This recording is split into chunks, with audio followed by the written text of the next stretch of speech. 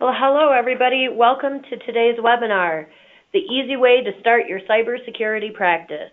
Today we have with us Chris Sternbeck, Channel Chief for Infrascale, a seasoned sales and business development executive with more than 25 years of direct and indirect sales experience in information and communications technology. Sternbeck is well known in the channel community for his leadership and expertise with managed service providers and resellers.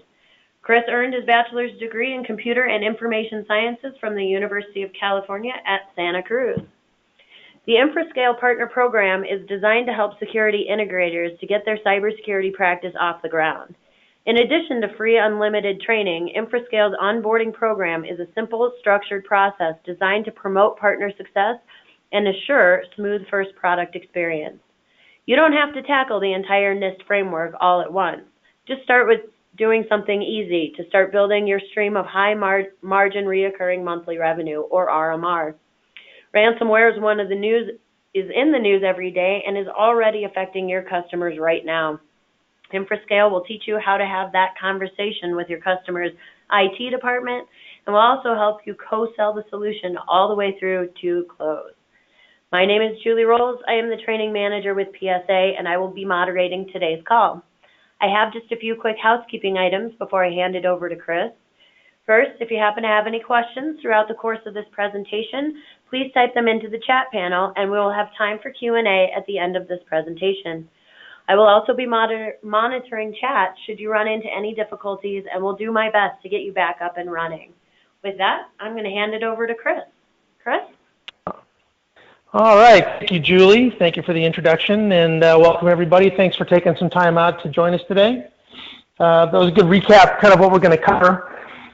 Really had a really good experience at the PSA Tech Show just a couple of months ago there, and it was good to meet with a bunch of different integrators and see all the interest in moving into cybersecurity. A lot of folks are eyeing it and trying to figure out how to kind of get started.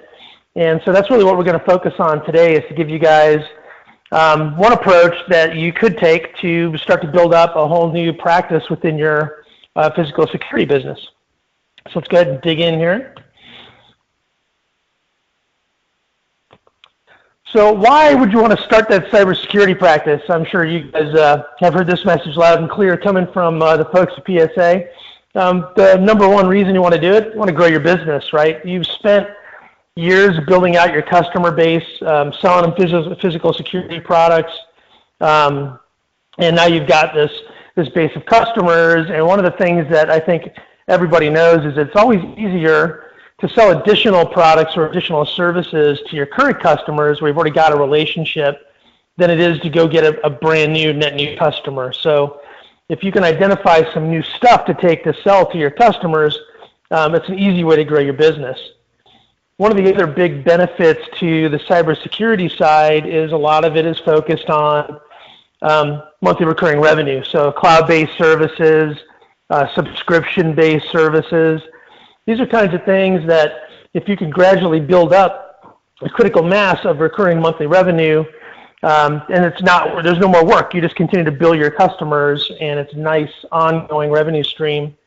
And then the ultimate goal of RMR is if you can cover your whole business's cost nut out of your RMR, every dollar you make after that is incremental profit. So that's one of the big reasons that so much of the IT and other parts of the technology industry are focused on the concept of that recurring monthly revenue. The other thing that we're seeing, and I'm sure you guys are aware of this, is that the margins on hardware solutions continue to shrink. 10, 15, 20 years ago, you could make 20, 30, 40 points on just reselling different hardware products, but margin pressure on hardware solutions has continued to decline. And so going after things that are the subscription model, that are services, that are cloud-based, gives you an opportunity to get some higher margins on those sales. And then the last area is really more about defense. If you're not going to sell this stuff to your current customers, somebody else will be. And I'm sure you're bumping into other companies that are attempting to get into your accounts where you've currently got relationships on the physical security side, and they're selling stuff to the IT department around cybersecurity.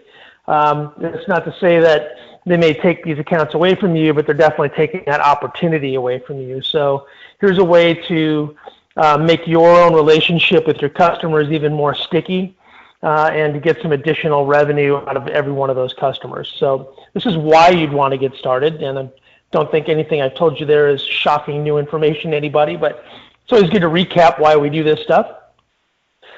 So one of the things that I thought was really interesting at the PSA Tech when I was attending all the different sessions is, PSA has selected the NIST Framework. There's a number of different ways that you can go about delivering cybersecurity to your customers.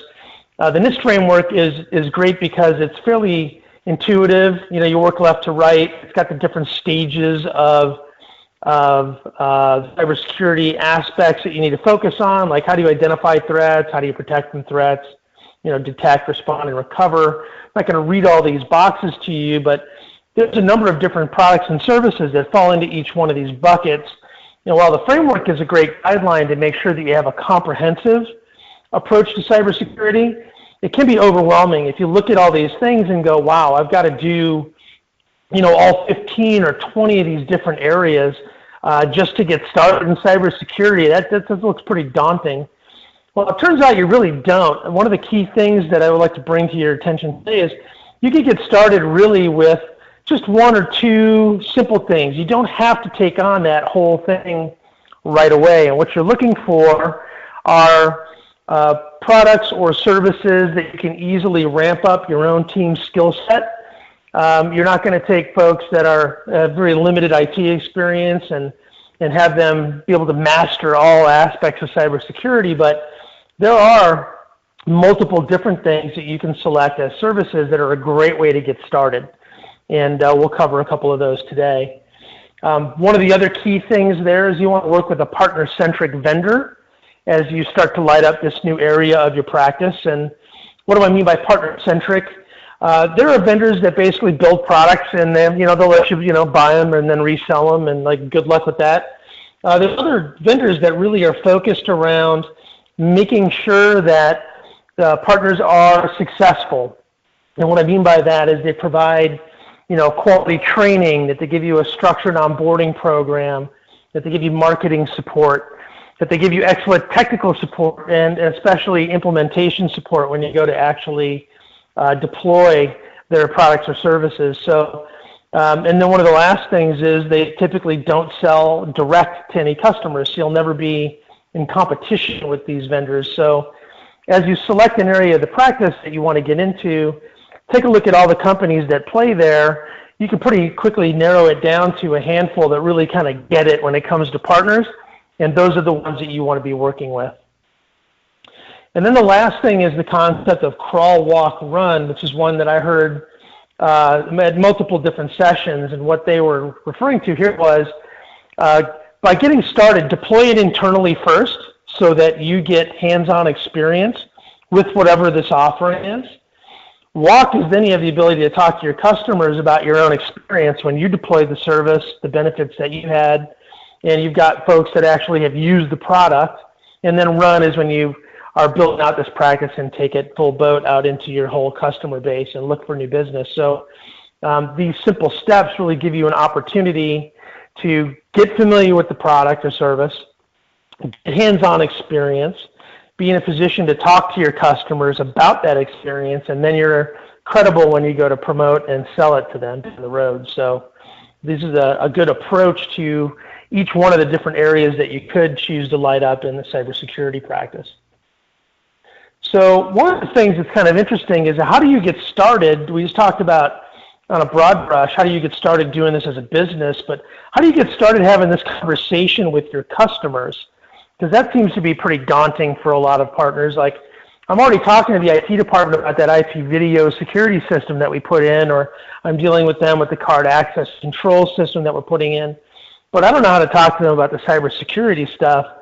So the real key there is how do you find a simple topic that will get good engagement from almost anybody you bring up with that is related to security and is top of mind with just about every business owner in the United States right now. Let's think about that for a minute. You probably guess where we're going with this. And the answer is, of course, ransomware. This stuff is in the news almost every day. The ransomware hacker thieves are getting more and more clever in their styles of attacks and their success rates. And it's a multi-billion-dollar industry out there now. And so this is not going to go away. In fact, it's if anything, it's growing. This is a growth industry, if you will. And one of the things that's kind of interesting is we talk about monthly recurring revenue. You can get just about anything in the world now as a service. Something as a service.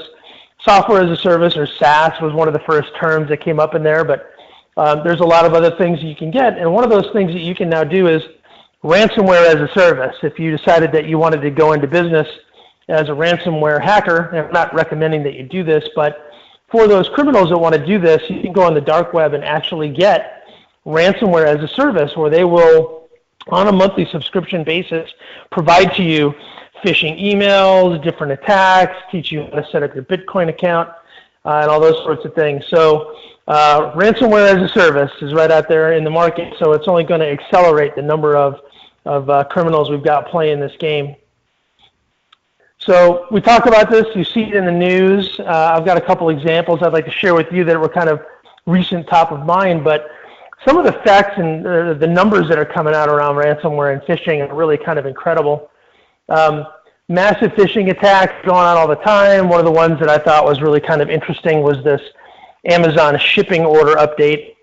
I talk to groups of managed service providers and managed security service providers all the time. And one of the things that I'll always do when we get into this conversation is I'll do a show of hands. How many people here in the room, have had somebody or one of their customers or know someone that was hit by ransomware in the last 6 months, and typically 2/3 to 3/4 of the people's hands go up. And then the next thing I'll ask them frequently is, how many people in this room have got an Amazon Prime account? And like 100% of the hands go up almost every time. So a phishing attack that's disguised as an Amazon shipping order update is pretty relevant to almost everybody in the room.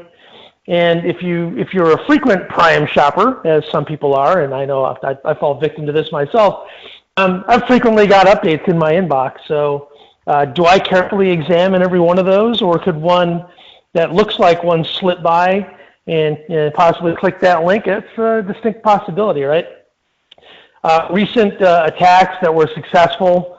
Here's an example of one. There was a hospital that got shut down, and they paid $17,000 to get their data back, and they were actually down for 3 days before they actually got access to their data.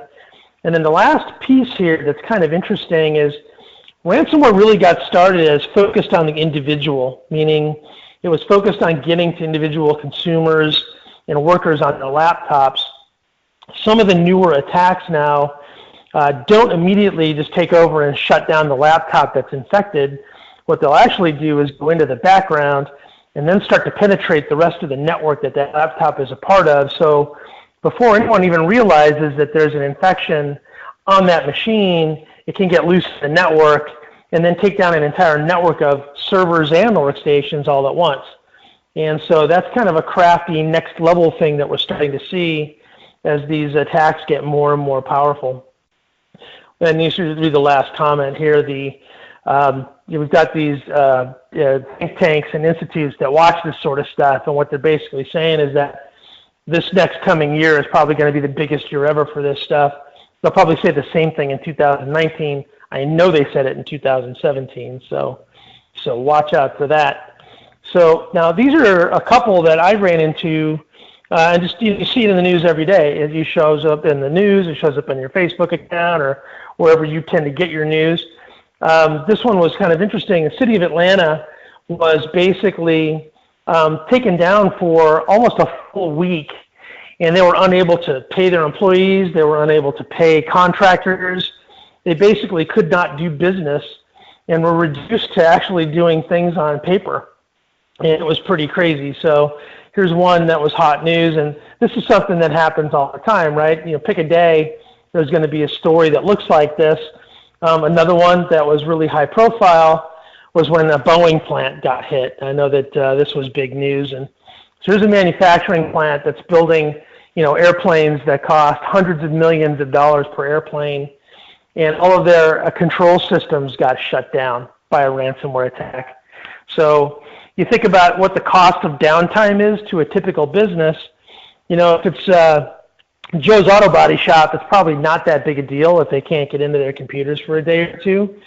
But you've got other businesses like this where, you know, time is money, and every minute that you're down may cost, you know, millions of dollars, and these guys were down multiple days before they were able to restore. So some pretty high-profile things. One of the things that I can tell you is just about every business owner of businesses of every size is aware these things are going on, and it's an easy conversation to get into and engage with them on. And then you can start to talk to them about, so what steps have you taken to protect yourself? And in most cases, the answer is none, and that leads you right down your path to your next conversation. So this is just a brief slide. I'm not going to review it all in its entirety, but you know, ransomware got started many, many years ago. It's becoming increasingly more sophisticated. The individual attacks themselves, or the viruses, the malware, once they get into your system, are getting more and more sophisticated. Harder to stop, harder to keep out. They do more damage once they're in. We talked about this trend where you used to go in and take over an individual laptop, you know, and you want to get your family photos back. And now it's going in and it's taking over an entire corporate network. So the potential exposure and the cost impact are definitely growing. And then the sophistication and the cleverness of these attacks is the other piece in terms of how they're getting into the networks is more and more clever. So let's take a look at a couple examples of email ones that I find most interesting. We just spent a couple of minutes talking about the Amazon one, but key here, as you look at these, is they can spoof these almost perfectly. It'll show up and it will look exactly like a legit Amazon email account, the email shipping notification. And the only way that you can tell that it's not real is if you're like hovering over this sent thing. Like this example, not that great, from Carla Craig. This would normally be from, you know, shipping@amazon.com or different things, but they'll try to use different subject hooks to get you to open the email. Opening the email is okay, but if you click on any of these links here, you're probably going to get taken to a place you don't want to go. So Amazon accounts, the other ones that I hear have been most highly opened, have been things that look like notifications from a printer scanner that's on your internal network. Like you've got an email from the printer, like here's a document, or here's another one. This was a big deal last year, almost exactly a year ago, which was the Google Docs exploit. I don't know if any of you guys saw this, but this is one that I actually received. And basically, it's like they'll go into somebody's email and they'll hack it and actually know a Jonathan Weber. So somehow they got into his email account, they spoofed that, and they sent it to all of his contacts. So I received this thing. Oh, hey, Jonathan sent me this Google Doc. I better crack that open. You click on that link and you've been infected, right? So they're getting more and more clever with these emails. Not to pick at a sore point, but while I was at the PSA Tech Show, I think a lot of you heard this story. There is a company called Endara Security who is really, really, really outstanding at providing phishing prevention, phishing training, and they'll actually do penetration testing for you as part of their service. And PSA had hired Van Santos and his company Endara to do some testing on them, and he was able to actually penetrate the PSA security folks with a very clever email, which was designed to look like it was coming from Bill. Bill Bozeman, like, hey, I'm down at the show. I need this PowerPoint slide. Can one of you guys, print this out and bring it down here? And you click on the link, and then bam, you're infected. And the numbers that I heard were as much as a third of the employees actually fell for that. Oh yeah, Bill, jump on that right away. Click on the link. So they're getting more and more clever. And if you talk to Van about this stuff, the human element is really the key, because 95% of ransomware infections are because some person took an ill-advised action. And they are getting better, the hackers are getting better all the time at at suckering people into doing things that get them the infection. So definitely something to think about. And examples like this are great things to share with your customers. Like, do you see, how many of these a day do you get, Mr. Customer? And, how many of your employees do you think may fall for something that looks like this, right?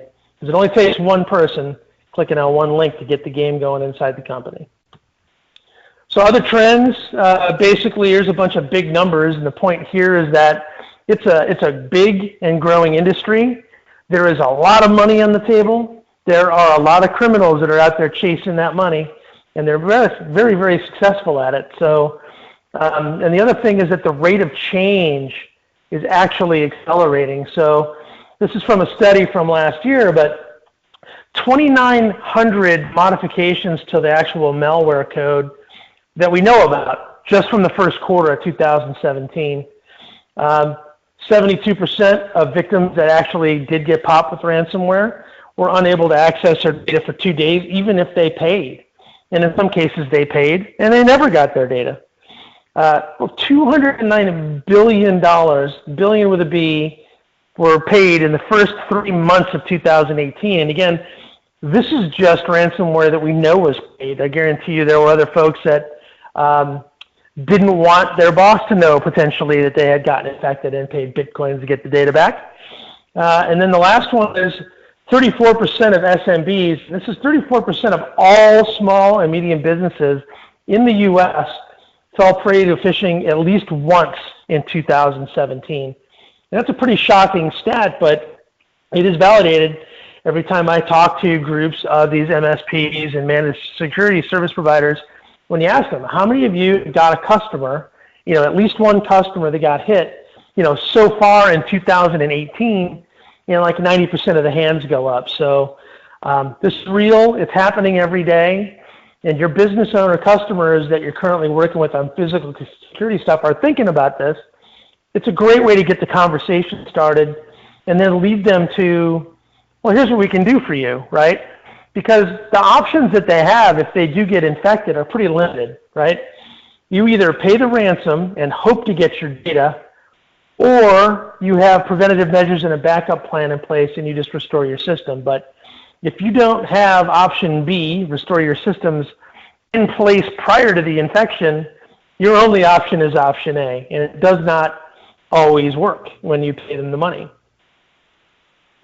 So one of the first objections that I always hear is, why can't I just have antivirus and anti-malware? I use stuff from Kaspersky. I put that on my computer. I got the AVG antivirus suite. I'm safe, right? Well, it turns out that it only works about half the time, and it can't stop people from clicking on those links. So some of the stuff, it may not have anything that comes in an email, so it's an innocent-looking email that just has a link. It may not be any malicious code or the attachment with the macros and things in there.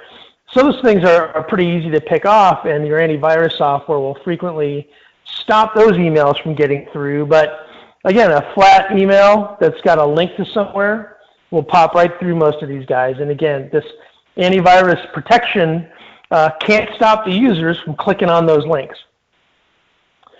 So the only real solution, and don't get me wrong, I highly recommend have the front-end defense. Have antivirus, anti-malware installed on every one of your computers. Have a quality firewall from SonicWall, WatchGuard at the edge of your network. All those things are common sense, and you'd be a fool not to do them. But they only keep out maybe half of the attacks, right? So definitely have that sort of defense. But the second half of that is you have to be prepared for the day that defense fails, because it's only a matter of time before somebody at your customer's company is going to click on the link, right? So here's a quote that I always enjoy from Pliny the Elder. And those of you that are beer fans are probably familiar with the Russian River Brewing Company and their Pliny the Elder beer. But the only certainty is that nothing is certain.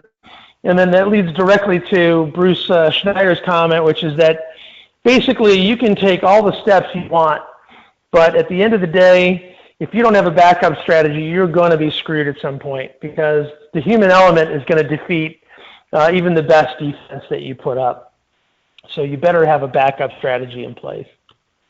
So the solution now that you can talk to your customers about is basically the thing that we talked about at the beginning. Start your cybersecurity practice with a high margin, monthly recurring revenue stream. And one of the things that you can bring to the table is a cloud backup solution that's designed to basically protect against and mitigate ransomware. And we'll talk about how we do that. So this is a subscription-based solution. You basically turn it on and the billing starts monthly. You can bill your customers monthly. It includes unlimited versioning, and we'll see why that's important in a minute. It also includes anomaly detection, and this is pretty interesting as well. What that means is basically you set the backup schedule for whatever devices you're backing up, and it backs them up, every 15 minutes or every hour or once a day or whatever you want. And every time it runs a backup, it's going to compare it to the last one that it ran. And what it's looking for is unusual behavior that could be ransomware. I'll give you an example. So one of my sales folks, Mark Anderson, is a very productive sales rep, and she probably sends out 100 emails and maybe modifies 50 or 60 files on her laptop every day when she's working. And so the backup would see that 50, 60 files, 50 to 60, 50 to 60, and then one day 2,000 files change all in one day. Well, either she's just downloaded some library of stuff, or she may have gotten popped with CryptoLocker or one of the other ones, and all of her file extensions have changed, and all of her files are now encrypted. She's been popped with malware. This would detect that and alert the administrator that, hey, something's going on Margie's laptop. Somebody needs to take a look at that. We touched on this a second ago, high margin subscription model. The solution is designed in such a way where you buy it in 1 terabyte blocks. You can service as many customers as you want with that. You can add capacity as you need it. You set the pricing. And partners of ours that work with the product set their prices a bunch of different ways. Some of them do it per user. Some of them do it on a capacity basis. But the margins on the solution can range anywhere from 30 points to my favorite example, the highest margin, probably a world record holder, is a company called Waterdog in Philadelphia, who services basically small law firms, and he marks up the backup solution by 600 points. So 600% margins on the product. He's buying it for $100 a terabyte, and he's billing it out in small lots at the rate of $700 per terabyte per month. So there's some serious money to be made here if you can package the service properly. The last aspect of the service that is probably the most important for somebody who's just getting started in cybersecurity, the product is easy to deploy and support. Some areas of cybersecurity are really, really complex and challenging. This is designed to be simple so that you can have some basic training and then get it up and running and then support it very easily and get the money rolling in. So here's something that's really important, and you might ask, how is this thing secure? How is this going to help me? So basically what you do is you load a piece of agent software on whatever device you're going to back up, and in many cases it's a laptop. So the data is protected from the time of the backup job from now on. And what I mean by that is the data is encrypted at the time of the backup. It's encrypted while it's in flight over the internet to the cloud. And when it lands in one of our data centers, it remains encrypted at rest inside the data center. So from the moment it's backed up to the moment it's, for all the time that it's stored in the cloud, this data is completely protected with military-grade 256-bit AES security encryption. And so highly secure there, makes for a great story for your customer. Here's the anomaly detection piece that we talked about. And this is something that you can go in and you can actually adjust the settings on the sensitivity so that it's the balance between false positives and seeing everything and only really outrageously different behavior. But you can go on a customer basis and set this sensitivity. And again, this is part of the service that you'd be offering to your customers is we'll not only have the backups, but we'll be able to alert you when something happens to one of your machines. And then when you get an infected machine, all you basically have to do is wipe it clean and then roll back as far as you want to before the infection happens. So I mentioned the feature of unlimited versioning earlier. So say you did a backup snapshot of this C-Federigo's W7 PC and you backed it up, every hour for the last 3 years. It got infected at some point. What you don't know is when it got infected, but you can go back and roll back as far as you have to the last day when that machine was clean, wipe it out, and then restore that last clean backup. And so you only lost the data between when you were infected and when you figured it out. So that could be a matter of minutes or maybe a day or two, but you won't lose everything on this person's laptop or server. This also works on servers. So this is how much money Infrascale customers have actually paid in ransomware since we launched the service. So we talked about people buying Bitcoins and $209 billion paid in the first quarter of 2017. People that were protected with the Infrascale Cloud Backup product with Anomaly Detection never paid a penny. If they did get infected, they had the ability to just roll back and get their data without paying a penny. So one of the other big things that companies look for when they talk to you about any sort of security services, and I'm sure you're aware of this on the physical security side, is compliance and certification. And some of it is industry related on the IT side. So HIPAA, I think we're all familiar with HIPAA since we're all HIPAA consumers on the other side, patients. Our health information data, we like it to be highly secure. And so as you know, the government has created rules and regulations that require companies that handle our health information in a certain way to keep it secure. Although we do read about HIPAA breaches all the time in the news. But the solution is HIPAA compliant. Actually, our portion of the solution can fit into a complete HIPAA compliant environment. The backup solution by itself is not a HIPAA solution, but our solution is HIPAA compliant in that it can be part of a complete HIPAA compliant environment. That comes back to that encryption at rest, encryption in flight. All of our data centers around the world are SSA 16 certified. We also meet other financial rules like FINRA and Sarbanes-Oxley. And then for any of you that are working with law enforcement, we actually have one CJIS compliant data center. In the case if you're going to use a cloud-based backup solution, that data must be stored in a CJIS compliant data center. And we have one of those available. And we have hundreds of law enforcement, campus police, city and village police departments that use our backup service and send their data to the CJIS data center. So we just talked a little bit about the solution. We've talked a little bit about a conversation that you can have with your customer. But one of the things that we pointed out at the very beginning is when you start a new cybersecurity practice, you want to pick a partner-centric vendor to work with. And we'll talk about why that's important. Basically, what you're looking for is a partner that's going to make sure that you're successful launching this whole new business. So I'm sure many of you guys have heard of the Gartner Magic Quadrant.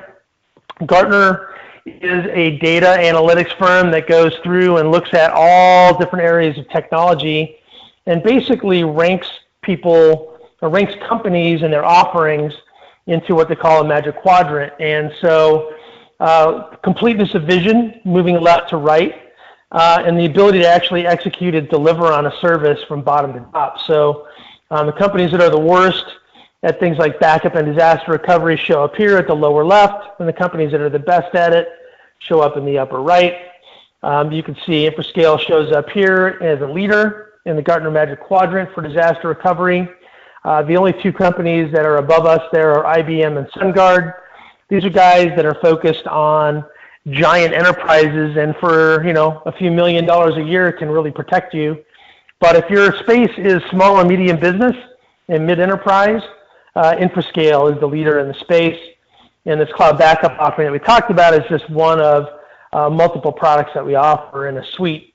But it's an easy way to get your cybersecurity practice started, as we talked about. We are a global company. We've got over 55,000 customers.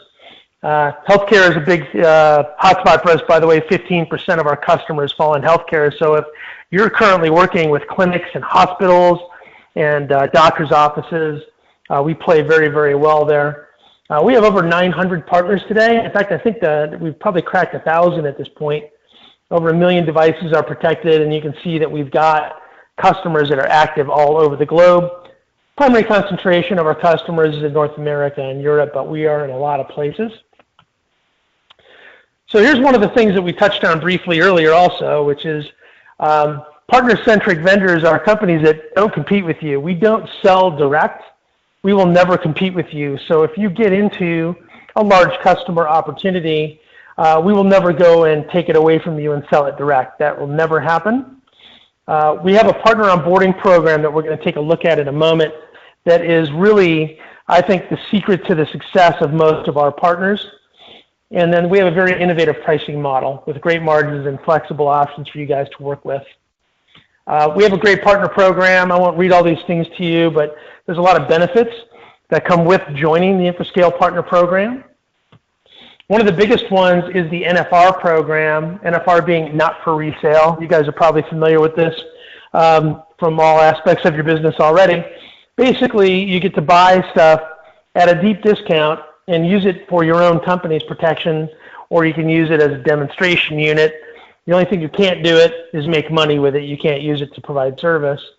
Our NFR program provides you access to our complete suite of data protection and DRaaS products, disaster recovery, cloud backup, and if you have O365, that's included as well. And we make this whole thing available at $59 per month. This is a loss leader for us. We don't make any money at it, but this comes back to crawl, walk, run. We highly recommend as a best practice that all of our partners deploy our services to protect their own company's data. And this is how we make it super affordable for them to protect their company using all of our services. The partner onboarding program, I mentioned this before. This is designed to make sure that every partner, when they come on board, gets a structured step-by-step process to make sure that they're trained fully on how to sell the product, how to deploy the product, how to support the product, and we give them marketing assistance if they want to generate leads in the pipeline. They want to have messaging to take to their current customers, get them to a lunch and learn, to a webinar. These are all things that we can help you with to help you sell. From the time you sign up until the time you get your first customer sold, we will take you through these steps to ensure that you're trained, you're comfortable with the product, you're comfortable talking to IT about the product, and you can generate leads on your own. We have a partner portal that is full of great resources for you guys, and they're all co-brandable, rebrandable. There's case studies for different industries. There are videos there. There are pieces or white papers about ransomware, all kinds of sales tools there. We also do a lot of lead generation, so you can, I mentioned earlier, co-marketing events. You can do things like lunch and learns and webinars. We've got content. We can provide you with speakers, and we also will subsidize some of the marketing efforts with marketing co-op funds. We have an implementation success team. This is a requirement for every partner for their first deployment. We want to make sure that you have a good experience, and so what will happen when you've got your first customer sale, we'll assign an engineer, they'll work with you, hold your technician's hand all the way through the process, from pre-install planning, schedule live assistants that are available when you're on site to make sure that you're never stalled with a question, you're not stuck, and then we'll do a post-install review after the deployment is completed.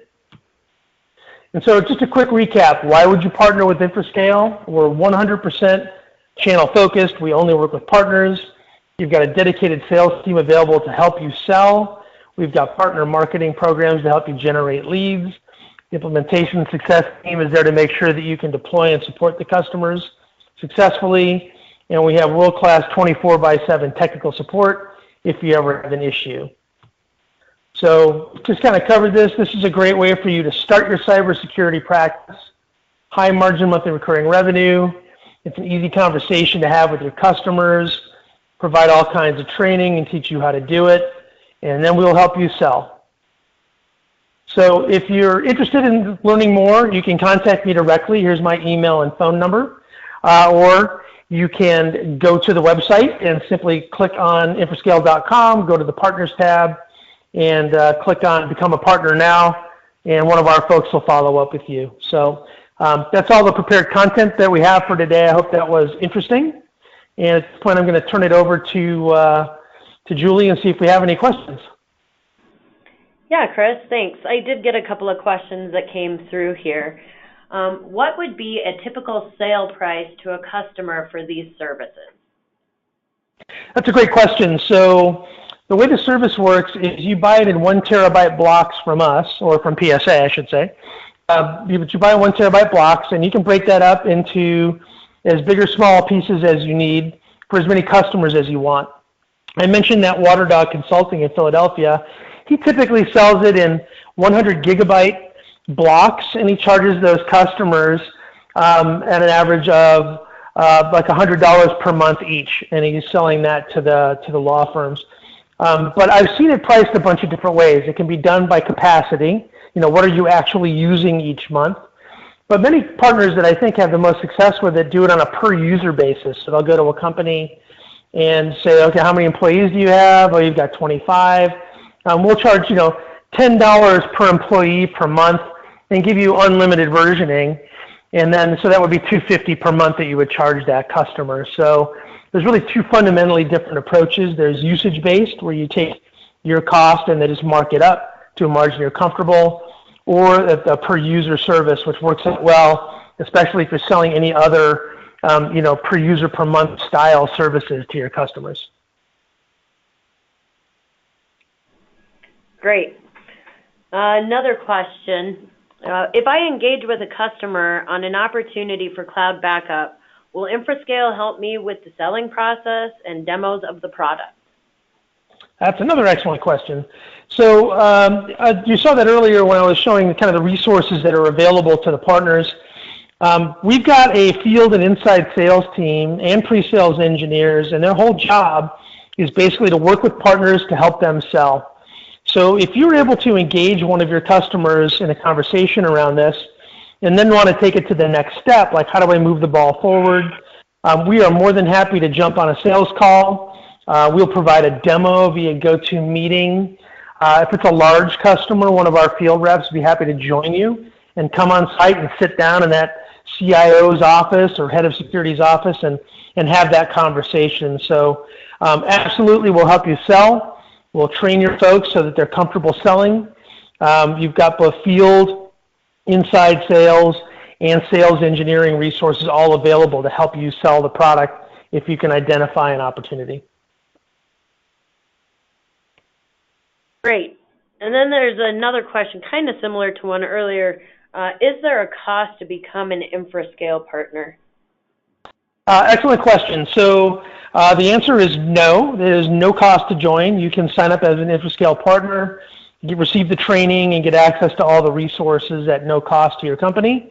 I do recommend, though, again, as a best practice, that you take advantage of that NFR program. If you're not currently protecting all of the data at your own company, endpoints, servers, mobile devices, O365 accounts in the cloud, pay the $59 a month and protect your own company. And again, it also falls into that crawl, walk, run approach, right? Deploy it internally, use it yourself, make sure you guys much more comfortable and then talk to customers about it, and you're familiar with the products and your company's protected. So no charge to join the program, but take advantage of the NFR program at $59 a month. I highly recommend it. Excellent. Thank you so much, because that looks like that is all the questions that we have for today. If you would like to review this presentation again or would like to pass it along, we will have a recorded version of it posted soon. You can find it by visiting psaeducation.com. Thank you very much to Chris Sternbank. Chris's contact information is posted here for questions after today's presentation. Please visit our website, that's psaeducation.com, to be sure you're leveraging all that PSA Security Network has to offer. On our education page, you can access our future webinar events, this recording, educational offerings, and business solutions. This will conclude today's presentation. Thanks, everybody. I hope you have a wonderful day.